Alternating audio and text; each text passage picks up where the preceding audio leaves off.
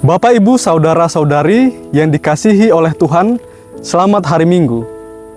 Hari ini kita memasuki hari Minggu biasa yang kedua, tahun A. Bacaan-bacaan suci yang kita dengarkan bersama mengantar kita dan mengajak kita untuk menjadi saksi-saksi Kristus yang handal dan bermutu. Dalam bacaan Injil yang kita dengarkan bersama, di sana Yohanes memberi kesaksian tentang Yesus. Ia mengatakan, "Lihatlah anak domba Allah yang menghapus dosa dunia." Kesaksian yang dimiliki oleh Yohanes tentang Yesus, pertama-tama harus kita mengerti sebagai kesaksian yang dia alami secara langsung, secara personal tentang Yesus Kristus.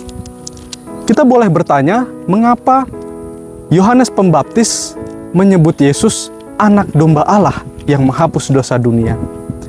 Kita tahu dalam tradisi Israel, anak domba adalah kurban yang sangat penting yang digunakan oleh imam untuk menghapus dosa umat, menjadi pendamai antara umat dan Allah.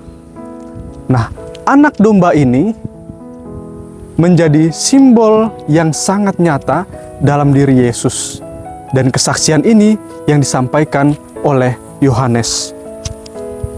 Bapak, Ibu, saudara-saudari yang dikasihi oleh Tuhan.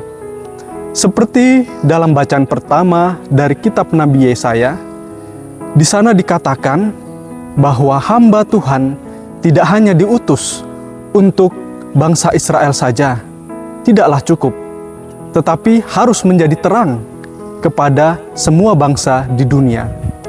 Tidak lain dan tidak bukan, ini merujuk kepada Yesus Kristus, yang adalah penebus dosa seluruh umat manusia. Bapak, Ibu, dan saudara-saudari yang dikasihi oleh Tuhan, menjadi saksi tidaklah perkara yang mudah. Menjadi saksi harus pertama-tama mengalami apa yang ia wartakan, kesaksian yang ia berikan.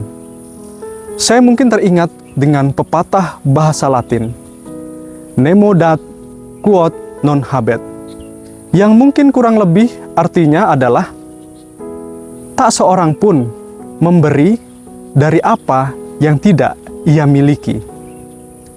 Tidak mungkin seseorang memberikan kesaksian tanpa mengalami terlebih dahulu tentang Yesus yang ia wartakan. Dan ini menjadi tantangan bagi kita, orang-orang di zaman modern ini, di mana kita diterpa berbagai macam informasi.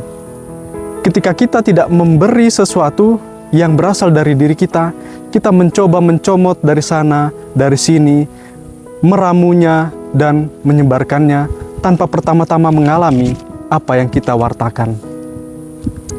Bapak, Ibu, saudara-saudari yang dikasihi oleh Tuhan, bacaan Injil dan juga bacaan-bacaan yang kita dengarkan hari ini mengantarkan kita untuk menjadi saksi-saksi Kristus yang bermutu.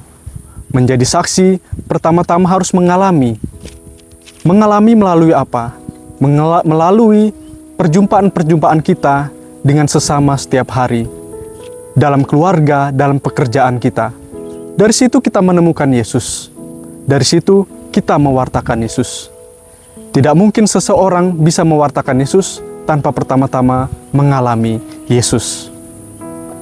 Yohanes Pembaptis memberikan kesaksian yang benar dan nyata kepada kita, memberikan teladan yang sangat-sangat unggul, bagaimana cara memberi kesaksian dengan baik. Kesaksian yang sejati yang dialami oleh Yohanes Pembaptis adalah kesaksian yang berasal dari pengalamannya, pengalaman hidup yang nyata. Ketika kita bisa memberi kesaksian, kita bisa mewartakan Kristus di tengah-tengah dunia ini. Bapak, Ibu, saudara-saudari yang dikasihi oleh Tuhan, hendaknya kesaksian kita bisa berbuah melalui ucapan-ucapan yang diberikan oleh orang-orang di sekitar kita. Sehingga orang-orang bisa mengatakan, oh, begini toh orang Katolik itu, begini toh orang Kristen itu. Melalui kesaksian yang kita berikan, melalui tindakan-tindakan baik kita sehari-hari. Dalam bacaan kedua dari surat Rasul Paulus kepada jemaat, surat pertama Rasul Paulus kepada jemaat di Korintus, menunjukkan bagaimana kita dipanggil untuk pertama-tama menjadi kudus.